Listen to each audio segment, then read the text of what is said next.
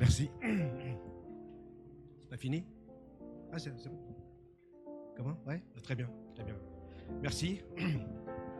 Beaucoup de choses à dire quand même aujourd'hui, à rectifier. J'aurais été content de t'avoir comme fille, d'accord? Mais bon, on a arrêté à un moment donné, après 4, on a arrêté. Et donc repartir sur les couches et tout ça, c'est pas, non, t'es loin d'être dans les couches encore. Mais tu t'es pas trompé, parce que j'ai une fille qui s'appelle Alia, plus précisément une petite fille. Donc on n'était pas tellement loin de ce que tu as dit. En tous les cas, les jeunes, merci pour votre intervention.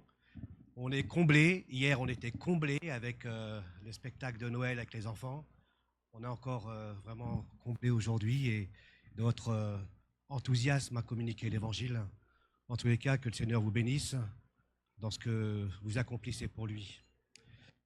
Avant de poursuivre, souhaiter la bienvenue à Madame Isabelle, qui je pense elle vient de partir, on s'est croisés, qui est conseillère municipale, accompagnée aussi ce matin par la ville d'Arpajon, conseillère municipale et conseillère aussi du cœur de l'Essonne, avec le parti Réussir Arpajon. Voilà. Donc soyez bienvenus parmi nous. Voilà.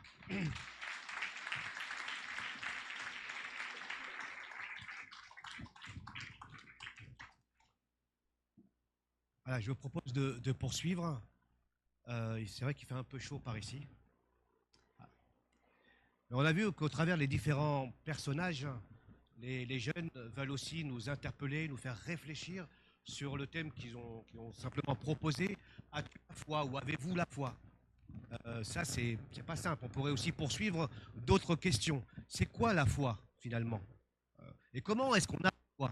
C'est quoi cette espèce de foi qui vient? Certains vont dire, moi, j'ai toujours eu la foi. Je suis né dedans, tout petit. J'ai toujours cru en Dieu. Vous voyez? Vous pouvez peut-être vous reconnaître là-dedans. Et puis d'autres vont dire, bah non, moi j'ai toujours été un athée convaincu, ferme, jusqu'à mes 30, 40 ans, où là, je ne sais pas ce qui s'est passé dans ma vie. Et puis j'ai commencé à découvrir la foi. J'ai découvert Dieu alors que je n'étais absolument pas intéressé, je n'étais absolument pas dans les problèmes, je n'étais absolument pas en quête de recherche, mais voilà que maintenant il y a un désir de mieux connaître ce Dieu-là, cette recherche. Alors vous l'appelez comme vous voulez, ce Dieu, d'accord? Dans le moment où vous voulez le rechercher. Vous pouvez rechercher une puissance, quelque chose qui est au-dessus de tout, vous ne savez pas trop comment le nommer. C'est un peu comme C.S. Lewis, hein, qui a fait toute une série sur le monde de Narnia, par exemple, hein, que vous connaissez. Hein? Oui. Qui a dit oui? Oui, Sarah. Ouais, vous voyez, lui était plutôt un agnostique. Donc, ce n'est pas un athée. Les agnostiques disent qu'en gros, hein, il existe quelque chose. On ne sait pas quoi. Et là-haut, on ne sait pas comment le définir, comment l'appeler. Et donc, C.S. Lewis, très connu, ensuite s'est converti d'une certaine manière et est devenu un chrétien convaincu. Il est passé de l'agnosticisme à un chrétien convaincu de la foi en Jésus-Christ. Donc, vous voyez, ça, c'est très, très, très difficile. Et au travers des évangiles, on aperçoit aussi différents personnages qui réagissent face à la bonne nouvelle de la naissance de Jésus, face au message de l'évangile, parce que l'évangile signifie tout simplement bonne nouvelle. Noël, c'est la naissance de Jésus, donc c'est une bonne nouvelle. Et donc je voudrais poursuivre un peu en parallèle avec ce qui a été proposé et de suivre d'autres personnages qu'on trouve dans la Bible et qui ont eu des réactions différentes quand ils ont entendu parler un peu de l'évangile ou de Dieu. Et donc je vous propose de voir vite fait, d'une autre manière, parce que j'ai déjà approfondi ces textes, mais de manière plus approfondie, voilà, je me répète un peu, mais vous m'avez compris. Mais juste succinctement, avoir un flash sur chaque personnage. Les premières personnes, je ne vais pas lire les textes, je vais juste lire les textes bibliques en fonction des personnages que je vais aborder. Donc les premiers personnages sont les mages. Et je lis, et vous pouvez suivre derrière moi, Jésus était né à Bethléem en Judée, sous le règne du roi Hérode. Or, des mages venant de l'Orient arrivèrent à Jérusalem. Ils demandaient où est le roi des Juifs qui vient de naître. Avons-nous, nous avons vu se lever son étoile et nous sommes venus lui rendre hommage. L'étoile qu'ils avaient vue se lever les précédait. Elle parvint au-dessus de l'endroit où se trouvait le petit enfant. Et là, elle s'arrêta. En revoyant l'étoile, les mages furent remplis de joie. Ils entrèrent dans la maison, virent l'enfant avec Marie, sa mère, et tombant à genoux, ils lui rendirent hommage. Puis ils ouvrirent leur coffret et lui offrirent en cadeau de l'or, de l'encens et de la myrrhe. Voilà, je ne vais pas parler de est-ce qu'il y avait vraiment 3 mages, non. On dit souvent qu'il y a 3 mages parce qu'il y a 3 cadeaux, d'accord? Mais on ne sait pas le nombre de mages qu'il y avait. En tous les cas, ces premiers mages, je vous propose de poursuivre, représentent ceux qui sont en recherche, ceux qui sont en quête, ceux qui partent de loin en direction d'un endroit. Ils n'ont pas de GPS, ils ont simplement une boussole. Et notamment dans ce texte-là, il s'agit d'une étoile qui va les conduire peu à peu vers Jésus. Et comment ont-ils su que l'étoile les guidait vers le Messie, vers Jésus? C'est la première question qu'on peut se poser. On peut dire que ces mages ont été guidés par une lumière extérieure. Cette lumière, qui est le Christ, qui est venu briller, était déjà présent avant sa naissance. Une lumière extérieure qui vient chercher des mages qui sont vraiment aux extrémités de la terre.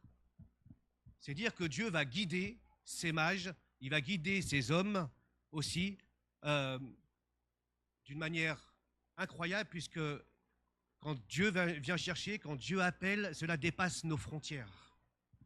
Et on lui fait confiance dans cela. C'est bien qu'ils ont suivi cette étoile permis par Dieu. Alors cette étoile, loin d'être un symbole ésotérique, un truc assez flou, nous lisons dans la Bible, de plus, nous tenons pour d'autant plus certaine la parole des prophètes, et vous faites bien de vous y attacher, car elle est comme une lampe qui brille dans un lieu obscur. C'est valable pour les mages. Jusqu'à ce que le jour paraisse et que l'étoile du matin se lève pour illuminer votre cœur.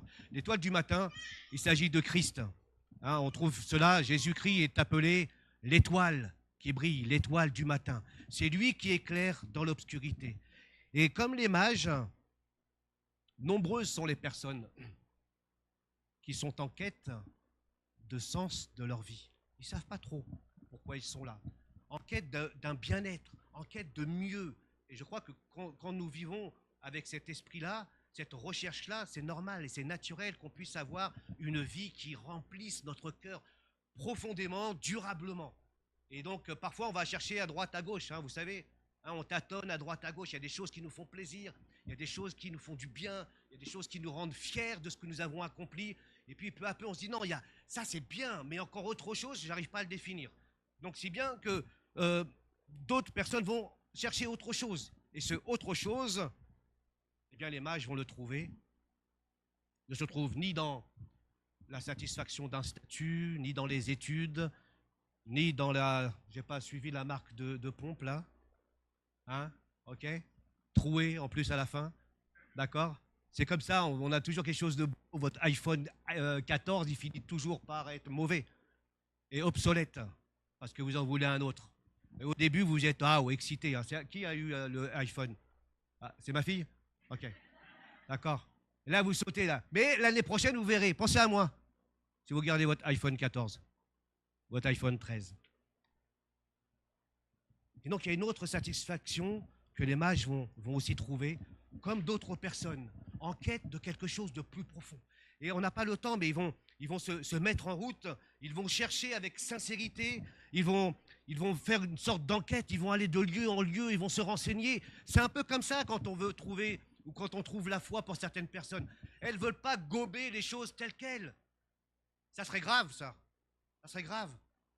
Par contre, si tu ressembles à ces mages, eh bien, tu veux des choses solides dans la Bible, des raisons de croire. Eh bien, les mages te disent oui. Eh bien, ils sont partis d'un pays, guidés par une étoile, mais en plus, ils demandent où est-ce que le Messie doit naître.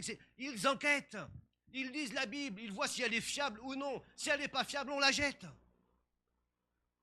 Et il nous est dit qu'ils adorent le Seigneur.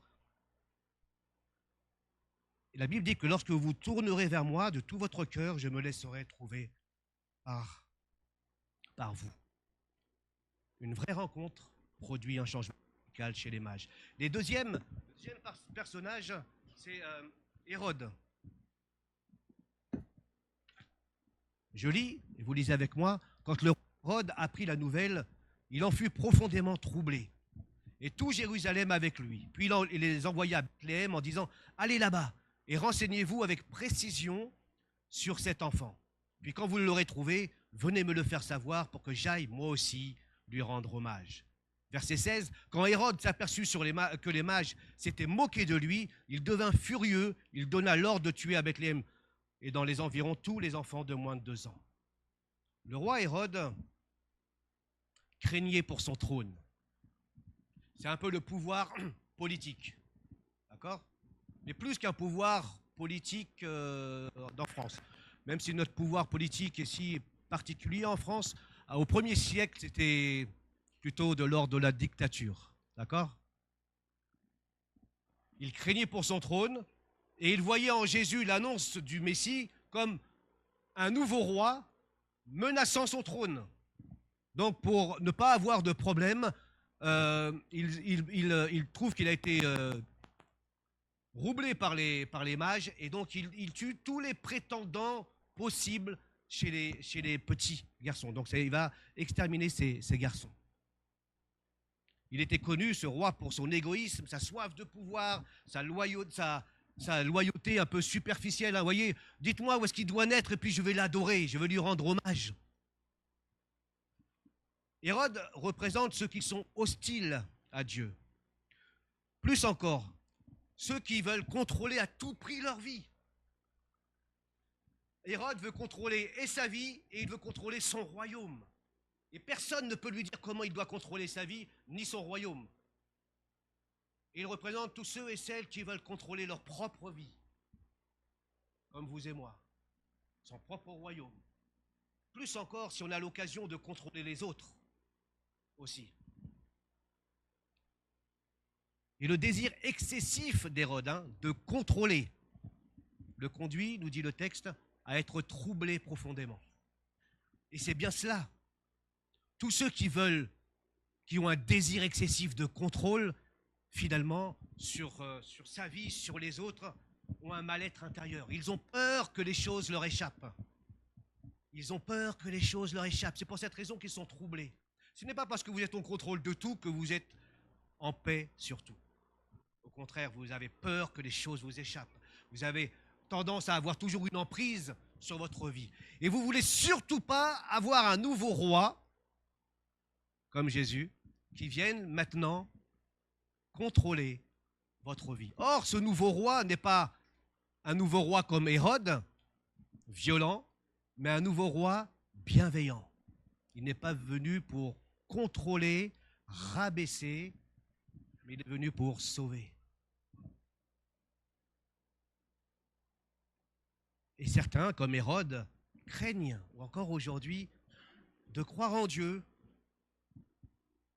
parce qu'ils craignent de perdre le contrôle sur leur propre vie.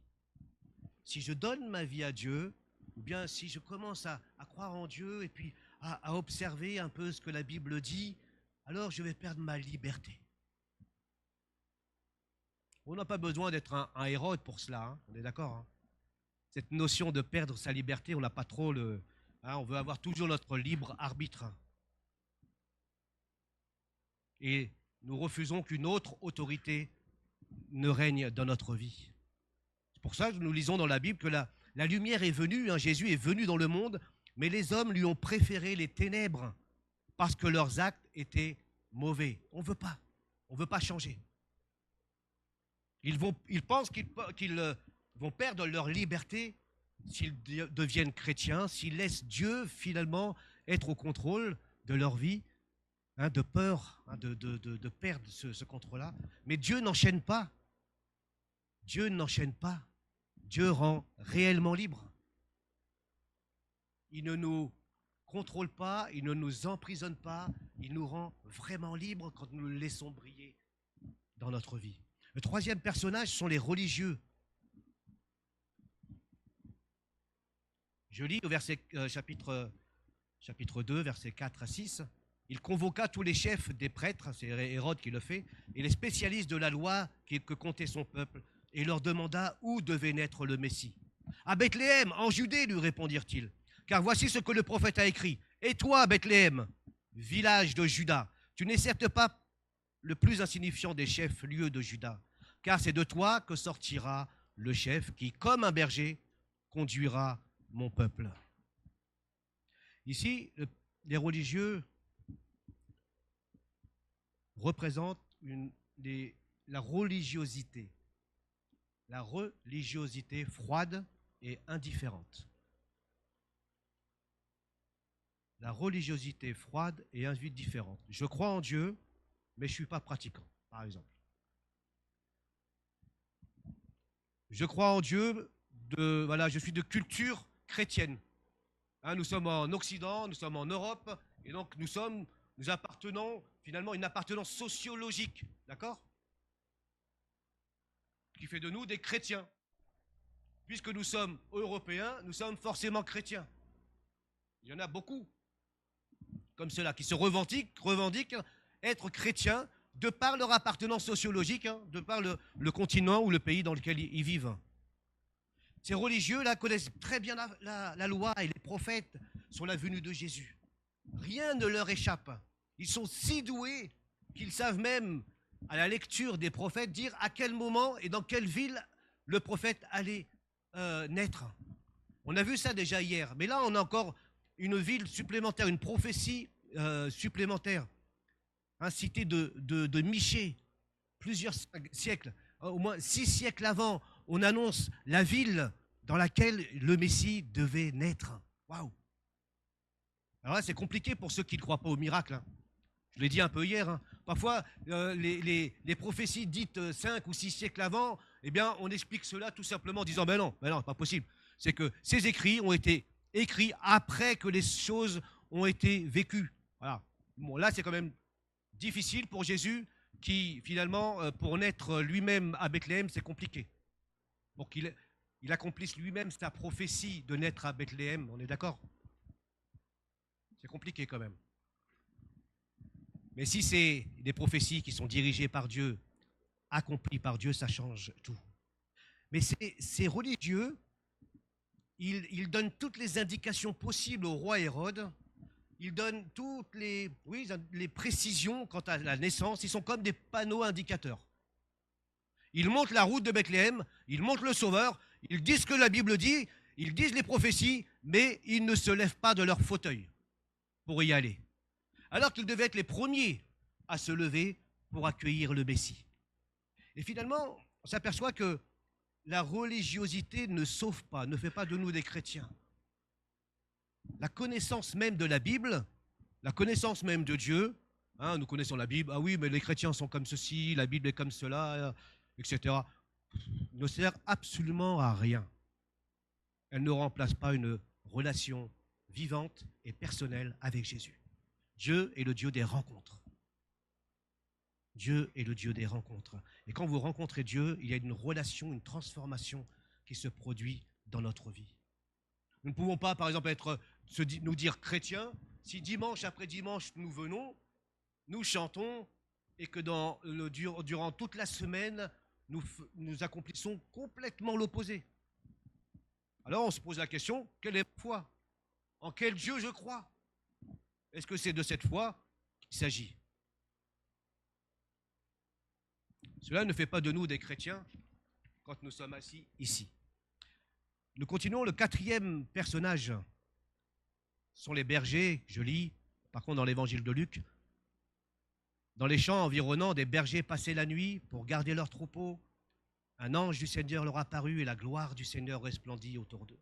Une grande frayeur les saisit, mais l'ange leur dit, « N'ayez pas peur, je vous annonce une bonne nouvelle qui sera pour tout le peuple le sujet d'une très grande joie. Un sauveur vous est né aujourd'hui dans la ville de David. C'est lui le Messie et le Seigneur. » Plus loin, verset 16, ils se dépêchèrent donc d'y aller et trouvèrent Marie et Joseph avec le nouveau-né couché dans une mangeoire. Et quand ils le virent, ils racontèrent ce qu'il leur avait été dit au sujet de cet enfant. Tous ceux qui entendirent le récit des bergers en furent très étonnés. Vous voyez, tous ces récits conduisent à une perplexité, à troubler tout Jérusalem, à troubler même Joseph et Marie. Bref, on ne sait pas de quoi on parle, on ne sait pas ce qui arrive à ce moment-là. En tous les cas, les choses sont dites telles quelles, comme ça s'est vraiment passé. Et ces bergers représentent les gens ordinaires. Plus encore, des gens à l'époque qui représentent le bas de l'échelle sociale. Et les bergers avaient mauvaise réputation à cette époque. On les méprisait. On ne pouvait pas se fier à eux, par exemple. Ils n'avaient pas le droit d'être témoins à un procès. C'est dire la valeur qu'on leur a accordée. Et quand nous lisons les évangiles, ils font partie de cette espèce de gens qu'on appelle les marginaux, les exclus, ceux qui sont en marge de la société. Et Jésus va les rencontrer un à un, toutes catégories confondues. Il va rencontrer les bergers, il va rencontrer les prostituées, il va rencontrer les lépreux, il va rencontrer les voleurs, il va rencontrer d'autres personnes comme ça. Et on s'aperçoit que quand Dieu se révèle à ces bergers, simplement des bergers qui représentent ceux qui sont ordinaires, ceux qui sont peut-être considérés comme mauvais, en marge de la société, et qui représentent ceux qui ont une foi simple dans la confiance dans le Seigneur aussi. Et la foi est souvent perçue comme quelque chose de complexe, de difficile. Mais les bergers nous disent tout simplement qu'une foi comme confiance. La foi, ce n'est pas une foi abstraite. La foi n'est pas floue. La foi, c'est la confiance dans ce que Dieu dit. C'est la confiance dans ce que Dieu est. Comme un enfant a confiance en ses parents, en sa mère et en son père. Voilà, la confiance d'eux. Nous avons toujours eu ces expériences où les enfants se jettent littéralement dans les bras de maman ou de papa alors qu'ils sont à une hauteur incroyable. Et ils s'en foutent si vous partez comme ça. Heureusement que... Non, ne saute pas. Vous êtes là comme ça, raté, hop là, à droite. Jamais un père ou une mère fait ça. Hein, on a plutôt peur parce qu'on veut bien le réceptionner. La foi, c'est ça. C'est de se dire qu'on est vraiment dans les bras d'un Dieu qui est venu jusqu'à nous. Des bras qui ne font pas défaut. Ce n'est pas ce Dieu inaccessible. Ce n'est pas le Dieu de la religiosité. C'est le Dieu vivant qui aime des relations et qui, comme un père, nous dit la Bible. C'est l'image du père qui est souvent donnée. Même l'image de la mère qui est souvent donnée pour montrer l'amour de Dieu. Dieu utilise un langage humain pour qu'on puisse bien comprendre. Quand il nous dit qu'il nous aime comme un père ou comme une mère. Une foi simple comme les bergers, c'est recevoir tout simplement ce cadeau. Le cinquième personnage de taille aussi, verset 3, que nous trouvons. Tout le monde allait se faire recenser, chacun dans la localité dont il était originaire. Il s'y rendit pour se faire recenser avec Marie, sa fiancée, qui attendait un enfant. Or, durant leur séjour à Bethléem, arriva le moment où Marie devait accoucher. Elle mit au monde un fils, son premier-né. Elle lui mit des langes et le coucha dans une mangeoire parce qu'il n'y avait pas de place pour eux dans la pièce réservée aux hôtes. Donc le cinquième groupe, c'est la foule. Lors du recensement, il y a tellement de monde, tout le monde vient pour se recenser. Si bien que Joseph et Marie ont du mal à trouver un endroit pour loger, surtout pour accoucher. Et les gens sont affairés, un peu comme dans cette période de Noël. Tout le monde est affairé à faire des courses. Tout le monde est affairé à chercher les cadeaux, le meilleur cadeau ou la meilleure cuisine, le meilleur repas. Ça, c'est très bien. Si bien que toute la foule passe à côté de l'essentiel, de Joseph et Marie.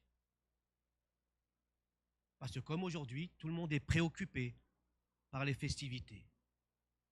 C'est bien que Dieu ne trouve pas une place à ce moment.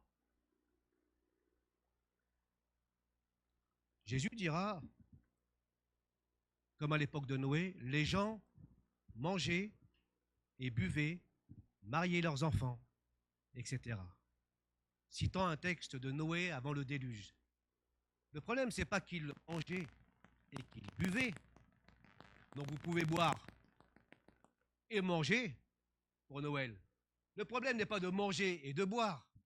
Le problème n'est pas de se marier de marier les filles et les fils. Ça fait partie de notre vie et que nous devons saisir avec comme autant d'actions de grâce en disant c'est un don de Dieu que d'être par exemple en famille, de partager un repas, de partager une boisson alcoolisée ou non alcoolisée. Le problème c'est que sans se soucier de l'essentiel. Et au temps de Noé, quand Jésus cite ces paroles, c'est qu'il ne s'attendait pas au déluge. Parce que tout le monde était préoccupé de leur propre vie sans être préoccupé de l'essentiel, de Dieu. Déjà à l'époque de Noé. Si bien qu'aujourd'hui, on peut transposer la même chose. Nous sommes tellement préoccupés, et c'est une bonne chose d'avoir ces temps de fête, ces temps où on peut se réjouir, ces temps où on peut célébrer, ces temps où on peut se retrouver en famille, ces temps qui sont des dons de la part de Dieu, sans oublier l'essentiel.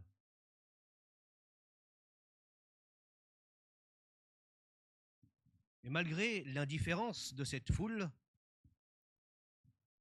Dieu ne s'arrête pas là, ne s'arrête pas aux circonstances, parce que personne ne peut empêcher les plans de Dieu de se réaliser. La bonne nouvelle est en marche, même si nous restons indifférents. La bonne nouvelle est en marche, et rien ne peut l'arrêter. Et enfin, le 6e personnage.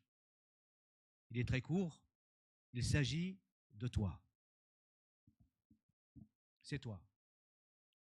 C'est bien d'avoir un regard sur d'autres personnages, c'est bien d'avoir aussi un regard sur soi. Quel genre de personnage je pourrais m'identifier? Il y a d'autres personnages, j'ai dû couper un peu pour sélectionner les personnages. Mais quel genre de personnage aussi es-tu? Quelle réaction, quelle attitude as-tu à l'égard de Dieu, à l'égard de la bonne nouvelle de Noël? Je terminerai par ce verset pour nous aider à réfléchir, là, maintenant, et puis dans les semaines qui vont suivre. La Bible dit qu'au commencement était la parole. La parole, c'est Jésus. Et la parole était avec Dieu. Et la parole était Dieu. En lui résidait la vie. Et cette vie était la lumière des hommes.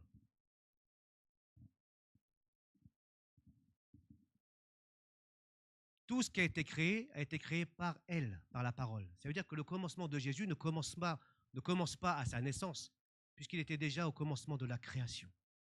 Ses origines sont même éternelles. Donc ce n'est pas un simple homme, c'est Dieu qui vient jusqu'à nous. Et non, je continue. En lui résidait la vie, et cette vie était la lumière des hommes. La lumière brille, est venue briller dans les ténèbres, et les ténèbres, les hommes, ne l'ont pas accueilli. Parce que indifférent, parce que très occupé. Mais à tous ceux qui l'ont accueilli, c'est ça la bonne nouvelle, elle est en marche. Tu la rejettes, mais à tous ceux qui l'ont accueilli, qui disent waouh, ça vaut peut-être le coup. Peut-être que ce Jésus, ce n'est pas un simple homme. À tous ceux qui l'ont accueilli, elle a donné le privilège de devenir un enfant de Dieu, lesquels sont nés non du sang, c'est-à-dire il n'y a pas de petits-enfants pour Dieu, de tradition, d'arrière-petits-enfants pour Dieu. Ils sont nés non du sang, ni de notre volonté, mais ils sont nés de Dieu. Ça, c'est la bonne nouvelle de Jésus, à ceux qui accueillent Jésus. Mais pas quelqu'un qui l'accueille pour mettre Jésus au garage. Mais c'est le mettre en premier dans notre vie. Voilà, je vous invite à la prière. Si Shannon, tu veux conclure par la prière.